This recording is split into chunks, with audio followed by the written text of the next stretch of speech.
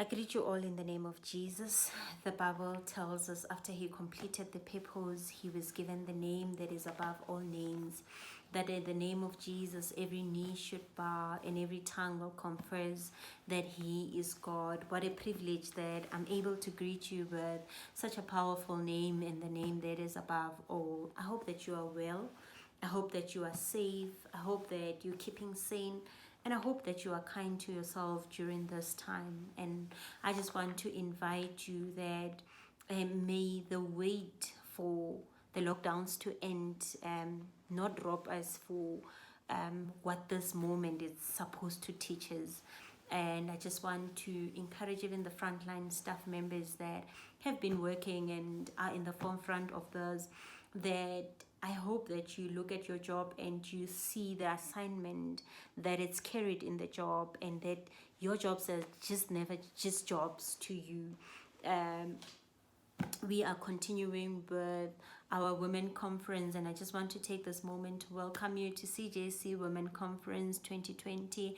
And our anchor theme is Iron Sharpen Iron, and I'll be talking to you under the topic, I say to you, arise. And I'm going to be reading the word of God from the book of Mark chapter 5, and I'm going to start it from verse 39 and I'm going to end it at verse 42, and it reads, "And when he entered, he said to them, 'Why are you making a commotion and weeping?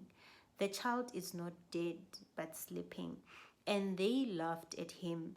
But he put them all outside and took the child's father and mother and those who were with him and went in where the child was.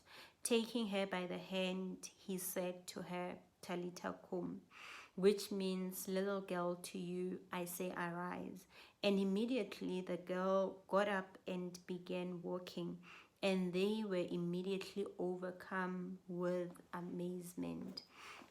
Where we just read, there is a lesson that we are learning, that when Jesus came in, he asked those people, "Why are you causing commotion? Why are you weeping? This child is just sleeping. She is not dead." And I can imagine with the people that were there, like, but we saw that this child is dead. We saw that this child's heart is not pumping anymore. We saw, or we know, or whatever that has happened, that they can say, "No, because of this we know that the child is dead." And there comes a person, or there comes Jesus with his authority, and he comes in and he walks in and he said, "But this child is not dead, he's sleeping." And those people are laughing at it because they're like, "But we know." And I just want to remind you as well today that we have the authority that Jesus is having. We are the people that are made of Jesus and in his likeness. And some of the things that we conserve and some of the things that we visualize are the things that people will ridicule and laugh at because they have never seen them happening before. People have read and people have theories and people have proofs and evidences that some of the things will not happen if something else didn't happen. But I just want to encourage you as a child of God that there is Jesus that nullifies the theories. There's Jesus that is a rock that is higher than we are, that our visions are valid because of him, that our dreams are valid because of him, and we are at the liberty to aspire for greater things because Jesus, it's not doing things from the eyes of people. So sometimes we want to justify why we want to do certain things the way we are doing them. But I want to remind you that sometimes we are just explaining ourselves to people that are looking at things from what they know. And sometimes we need to just step into that doing and step into that rising, because that's the only way people would be amazed by the things that we do. So I just want to talk to someone that is probably frustrated by their dreams being too big, or their dreams not following some of the concept that we have put on earth, like we are not having smart goals, or your goals are not realistic. That we of Christ are not here to have realistic goals. We are here to look at things from the authority that we have, and from where Jesus is looking at them, like, and I also see Jesus not even explaining to them that, hi guys, chill, I'm looking at this from this point, but he continues and do what he came there for. He just went on and do his thing.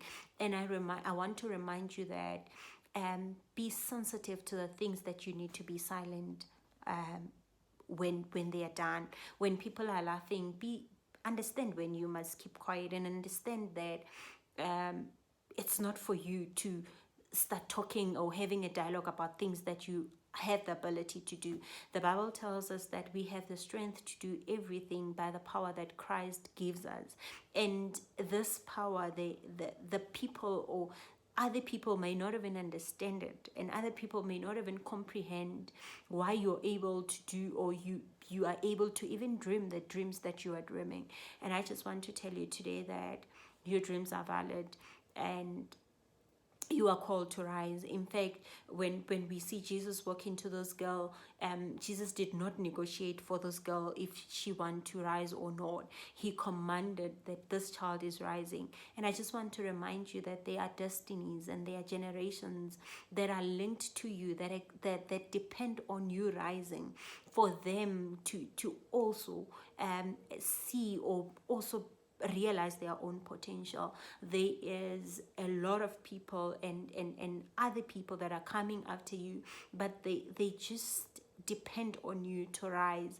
And when we look at the scripture, rising of this girl child, it was more of a command that, you know what, wake up from your sleep, wake up from your sleep. I want you to rise.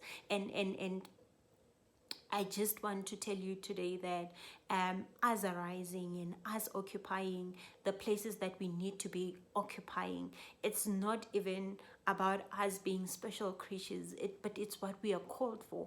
And we are commanded by our master that we need to rise to this, whatever that is. So I am talking to people that are told that, but in your family, these things has not been done.